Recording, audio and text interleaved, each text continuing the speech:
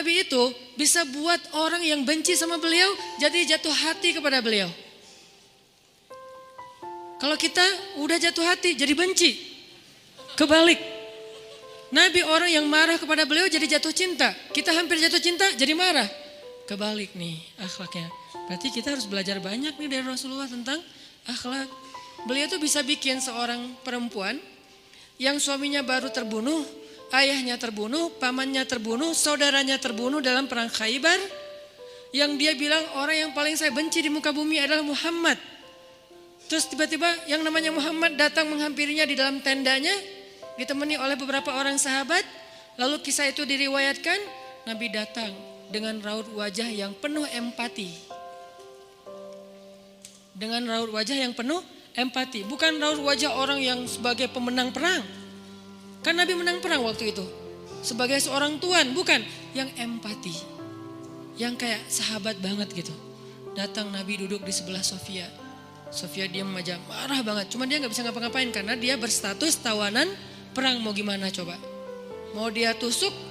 Gak bisa, dia sendiri. Dan dia takut bahwa dia akan diperlakukan seperti umumnya orang memperlakukan tawanan perang.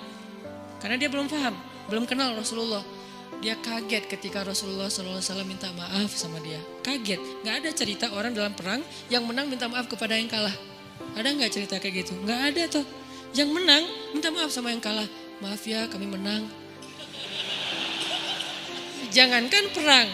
Sepak bola aja susah nyari yang kayak gitu kan ya. Nah, ini akhlak nih untuk kita teman-teman di Bandung dengan Persibnya. Nanti di Jakarta dengan apa Jakarta teh? Persijanya. Nanti yang menang siapapun yang tanding, maaf ya menang. Dari mana lo akhlak kayak gitu? Rasulullah. Karena yang itu lebih serius loh daripada bola. Bola kan cuma permainan, entertain, olahraga kan. Gak seserius perang. Perang itu serius. Kalah itu meninggal artinya terbunuh. Kalau kita kalah paling ya kurangnya apa? Gak dapat skor gitu, gak dapat poin. Kalau itu kalah terbunuh. Nabi datang minta maaf dengan ekspresi empati yang tinggi, yang dalam. Nabi itu kayak ngerasain banget perasaan Sofia. Minta maaf, menjelaskan.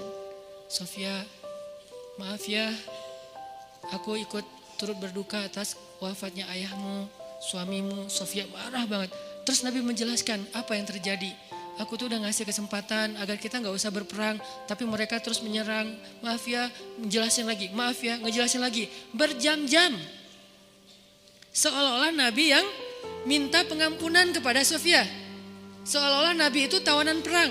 Minta maaf, menjelaskan kejadiannya. Minta maaf, menjelaskan. Terus kayak gitu dengan ekspresi serius. Dan kelihatan banget lah. Ucapan dan ekspresi orang yang jujur kan kelihatan ya. Jujur bahwa beliau tuh empati banget. Bahwa beliau juga berduka. Terus sampai Sofia dari yang tadinya lihat ke bawah nunduk marah. Lama-lama ngelihat ke arah Rasul. Lihat ekspresi Rasul serius banget, malah dia jadi kasihan. Sampai akhirnya dia jatuh cinta kepada Rasulullah SAW. Kata Sofia, ketika Rasulullah SAW datang kepada saya, waktu itu dia adalah orang yang paling saya benci di muka bumi. Tapi dia terus meminta maaf dan menjelaskan. Meminta maaf dan menjelaskan. Sampai akhirnya dia menjadi orang yang paling saya cintai di muka bumi. Akhlak Rasul. Rasulullah gak mengatakan Allah berfirman wahai Sofia. Enggak, belum ke sana. Akhlak dulu, baru nanti ajarin. Tarbiyah namanya kan ya. Sesungguhnya di dalam Al-Quran ada ayat tentang orang-orang yang kafir yang telah mati terbunuh. Enggak, Rasulullah tuh tahu. Jangan ngomongin tentang ayahnya yang mati terbunuh, ibunya yang pamannya, suaminya yang mati dalam keadaan kafir. Nabi gak mau ngomongin itu, kenapa? Menjaga perasaan Sofia. Kok masih dijaga sih perasaan? Kan mereka beda agama, mereka orang kafir. Inilah akhlak Rasul. Sehingga Nabi membahas yang membuat Sofia merasa kayak dihargai. Sebagai seorang janda, sebagai seorang perempuan, sebagai seorang yatim. Sebagai seorang tawanan. Sehingga dia takjub dengan akhlak Nabi.